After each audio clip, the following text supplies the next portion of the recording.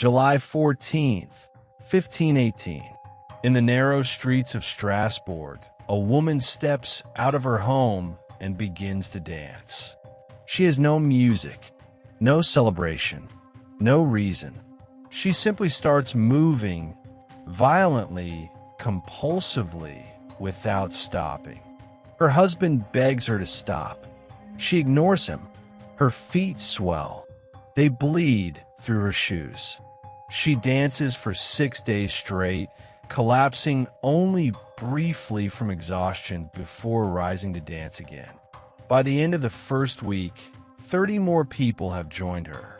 Within a month, 400 citizens of Strasbourg are dancing uncontrollably in the streets. Some dance until their hearts give out. Others collapse from strokes. Many dance themselves to death. No one knows why it started. No one knows how to stop it. And when it finally ends 2 months later, the city is left with bodies, trauma, and a question that has haunted historians for over 500 years. What makes hundreds of people dance until they die?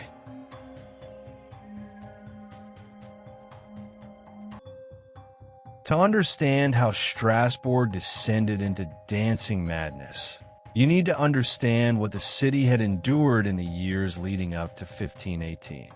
Strasbourg sat on the western edge of the Holy Roman Empire in the Alsace region, modern-day France. It was a wealthy, free city, a hub of trade and commerce. The Rhine River brought prosperity. The markets bustled with merchants. The churches rang their bells. On the surface, Strasbourg looked like a thriving medieval city. But beneath that surface, something was breaking. Between 1500 and 1518, Alsace was devastated by a series of catastrophes. Crop failures led to famine. Floods destroyed harvests. The winters were brutal. The summers were scorching. People starved. In 1517, the year before the Dancing Plague, Strasbourg's grain reserves were so depleted that the city council had to import food from neighboring regions just to keep people alive. The poor, which was most of the population, were eating grass, bark, and anything they could scavenge. Malnutrition made them vulnerable to disease. Smallpox swept through the city. Syphilis, a relatively new disease in Europe, spread unchecked. The bubonic plague, which had killed a third of Europe's population 2 centuries earlier, was still a lingering threat. People were dying by the hundreds. And then there was the fear. The people of Strasbourg were devoutly Catholic. They believed in saints, miracles, and divine punishment. And they believed in Saint Vitus, a Christian martyr who, according to legend, had the power to curse people with uncontrollable dancing. It was called Saint Vitus's dance. The belief was simple. If you angered Saint Vitus by sinning, by failing to honor him, by living a sinful life, he would punish you by making you dance until you died. The only cure was pilgrimage to a shrine and begging for forgiveness. In 1517, Martin Luther nailed his 95 Theses to the door of a church in Germany, triggering the Protestant Reformation. The Catholic Church's authority was being challenged. Religious tensions were boiling. People saw signs of the apocalypse everywhere: comets, floods, famine, disease. Strasbourg in 1518 was a city under extreme psychological stress. The people were starving, sick, terrified, and convinced that God was angry. Into this perfect storm of suffering stepped Frau Trophia. On the morning of July 14th, 1518, a woman named Frau Trophia, her first name is lost to history, walked out of her half-timbered home on a narrow street in Strasbourg. She was unremarkable, a housewife, married, Nothing in the historical record suggests she was unusual in any way. And then she started dancing. There was no music, no festival, no reason. She simply began to move violently, spasmodically, as if possessed. Her body jerked and twisted. Her arms thrashed. Her legs kicked. Sweat poured down her face. Neighbors stopped and stared. Her husband rushed out and begged her to stop. She didn't respond. Her eyes were vacant, expressionless. She kept dancing. Hours passed. The sun climbed high into the July sky. Frau Trophia kept dancing. Her feet began to swell. Blood pooled in her shoes.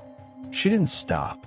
By nightfall, she had been dancing for 12 hours straight.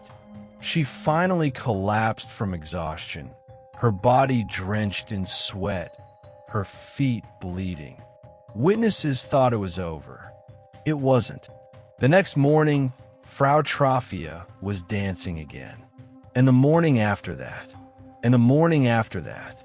For 6 days, she danced almost without stopping, taking only brief breaks to collapse before her body compelled her to rise and dance once more. The city council was alarmed. Physicians were called. They examined her, but found no physical cause for her behavior. Some suggested demonic possession. Others blamed overheated blood, a medieval medical theory that believed excessive heat in the body caused feverish, uncontrollable behavior. And then others started dancing. By the end of the first week, 34 people were dancing in the streets of Strasbourg. They showed the same symptoms as Frau Trophia: vacant eyes, violent movements, bleeding feet, complete inability to stop. Within a month, the number had grown to 400. The Strasbourg City Council convened emergency meetings. This was not a small problem. Hundreds of citizens were dancing uncontrollably in the streets. Businesses were disrupted. Families were in chaos. People were collapsing. Some were dying. The council consulted physicians, the best medical minds available, in 1518. The doctors agreed on a diagnosis: hot blood. In medieval medicine, the human body was believed to be governed by 4 humors: blood, phlegm, black bile, and yellow bile. Illness occurred when these humors became imbalanced. In the case of the dancers, physicians believed their blood had become overheated, causing a fever that manifested as uncontrollable movement. The cure, they decided, was obvious. If the dancers had hot blood and needed to sweat it out, then they should dance more. Encouraging the fever to run its course would purge the imbalance and cure them. So the city council built wooden stages in public squares. They hired professional musicians, drummers, pipers, horn players to provide music. They even hired professional dancers to accompany the afflicted, hoping that organized, rhythmic dancing would help them release the fever. It made things worse. With music now playing and stages provided, even more people began dancing. The afflicted danced with even greater intensity. The sound of drums and pipes echoed through the streets day and night. The marketplaces became theaters of suffering. Witnesses described the scene as horrifying. The dancers' arms flailed wildly. They spun in circles, shouting and screaming. Their bodies were drenched in sweat. Blood soaked through their shoes and stained the cobblestones. People began to collapse from sheer exhaustion. Some suffered heart attacks. Others had strokes. Chroniclers claimed that at the height of the outbreak, as many as 15 people were dying each day. After days of this escalating nightmare, the physicians finally realized their mistake. Dancing more was not curing the afflicted. It was killing them. The city council reversed its policy. The stages were torn down. The musicians were sent home. Dancing was now forbidden in public spaces. Guards were posted to prevent it. But the compulsion didn't stop. Dancers were physically restrained and carried to their homes. Some were locked in rooms. Others were taken to monasteries where monks tried to exorcise whatever demonic force had taken hold of them. Nothing worked. The dancing continued, and people kept dying. By late August, the city council had exhausted every medical solution. Physicians were baffled. Restraint didn't work. Exorcism didn't work. The dancing showed no signs of stopping on its own. Desperate, the council turned to the church. If this was Saint Vitus's curse, and many believed it was, then the only cure was divine intervention. The afflicted needed to beg Saint Vitus for forgiveness. The council organized a mass pilgrimage to the shrine of Saint Vitus in Saverne, a mountaintop location about 30 kilometers southwest of Strasbourg. The dancers, still dancing, still suffering, were loaded onto carts and transported to the shrine. At the shrine, priests performed an ancient ritual. The choreomaniacs, as they were called, were placed beneath a wooden carving of Saint Vitus. Priests put small crosses in their hands. They placed red shoes on their feet. The shoes were sprinkled with holy water. Crosses were painted on the soles and tops with consecrated oil. The air was thick with incense. Latin chants echoed through the shrine. The dancers, still convulsing, were forced to participate in the ritual, held in place by attendants as the priests prayed over them. And then, gradually, the dancing stopped. One by one, the afflicted grew still. The violent movements slowed. The vacant stares faded. Their bodies, utterly exhausted, finally surrendered. Within a week, the stream of pilgrims to Saverne had dwindled to a trickle. By early September, the dancing plague of 1518 had ended. It had lasted over 2 months. Hundreds had been afflicted. Dozens, possibly hundreds, had died, and no one knew why it had happened. For over 500 years, historians, scientists, and medical researchers have tried to explain the dancing plague of 1518. Several theories have emerged, each plausible in its own way, none of them perfect. Theory 1: ergot poisoning. One of the most popular theories is ergotism, poisoning caused by ergot, a toxic fungus that grows on damp rye. When consumed, ergot produces alkaloids that cause convulsions, hallucinations, and violent muscle spasms.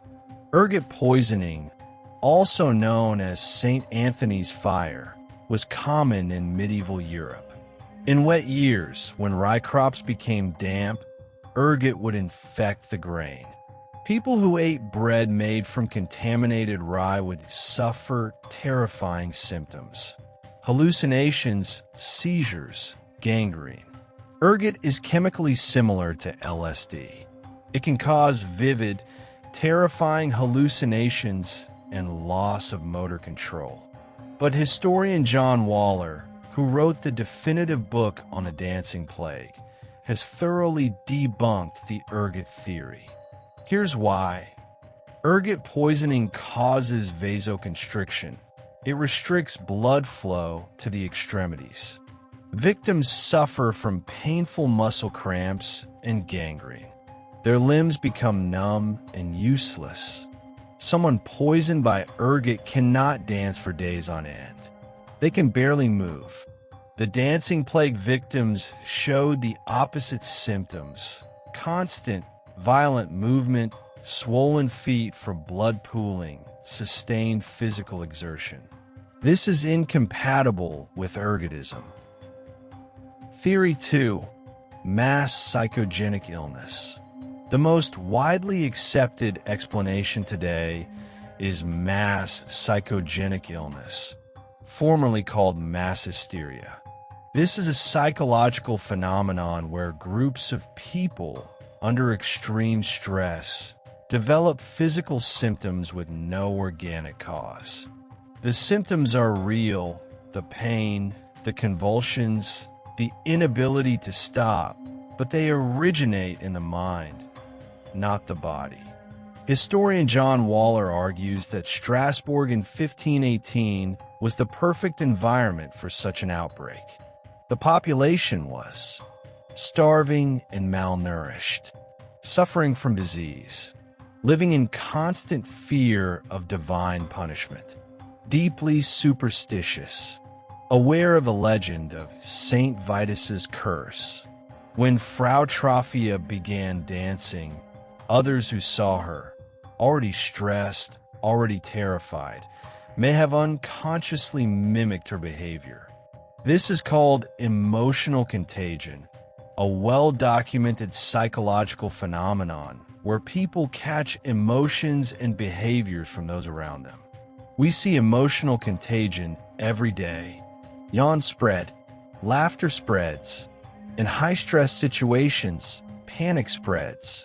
In Strasbourg, dancing spread. The belief in Saint Vitus's curse gave the affliction a cultural framework. People expected to be punished by uncontrollable dancing. So when they saw it happening, their minds, already primed by stress and belief, triggered the same response. Modern neuroscience supports this. Mirror neurons in the brain cause us to unconsciously imitate the actions of others. When we see someone dance, our motor cortex activates as if we are dancing too.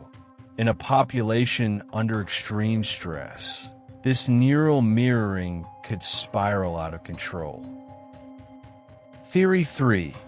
Religious ecstasy or protest. Some historians have suggested the dancing was a form of religious ecstasy, a trance state induced by intense spiritual fervor. Others have proposed it was a form of protest against the church or the wealthy elite. The early 16th century saw the rise of heretical sects, apocalyptic movements, and challenges to Catholic authority. Martin Luther's Reformation was just beginning. Some researchers speculate that the dancers may have been part of a secretive religious cult using dance as a ritual or act of rebellion. But there's little evidence to support this. The dancers showed no signs of organization, no leaders, no demands, no theological message. They simply danced compulsively, miserably, until they collapsed or died. This wasn't ecstasy, it was suffering. What really happened? The truth is, we don't know for certain. The dancing plague of 1518 exists at the intersection of psychology, culture, belief, and collective trauma. What we do know, it happened. Multiple contemporary sources, physicians, chroniclers, city council records, documented it. Hundreds of people were afflicted. Many died. It ended after pilgrimage and prayer to Saint Vitus. Perhaps the most disturbing aspect of the dancing plague is how utterly human it is. Today, Strasbourg is a beautiful, peaceful city. Tourists walk the same cobblestone streets where Frau Trophia danced herself to exhaustion in 1518. The half-timbered houses still stand. The churches still ring their bells. There is no memorial to the dancing plague. No plaque, no monument. The city has moved on, but the story endures. Artists have painted it. Writers have chronicled it. Composers have written music inspired by it. In 2022, Florence and the Machine released a song called Choreomania, directly inspired by the event. The dancing plague of 1518 forces us to confront an uncomfortable truth. The mind and body are not separate. Belief can cause physical suffering. Stress can manifest as illness. And in the right conditions, famine, fear, faith, an entire community can be swept into a collective nightmare. We'll never know what Frau Trofeo was thinking when she stepped into the street on July 14th, 1518. We'll never know what drove her to dance for 6 days straight, bleeding and exhausted. But we know this: she wasn't alone. Hundreds followed her. And for 2 months, the city of Strasbourg danced, not in celebration, but in terror. In the summer of 1518, 400 people in Strasbourg danced until they collapsed. Some danced until their hearts stopped. And when it finally ended, no one could explain why it had started. The dancing plague remains one of history's most bizarre and disturbing mysteries. And it reminds us that sometimes the most frightening things are not monsters or curses, but the fragility of the human mind under unbearable stress.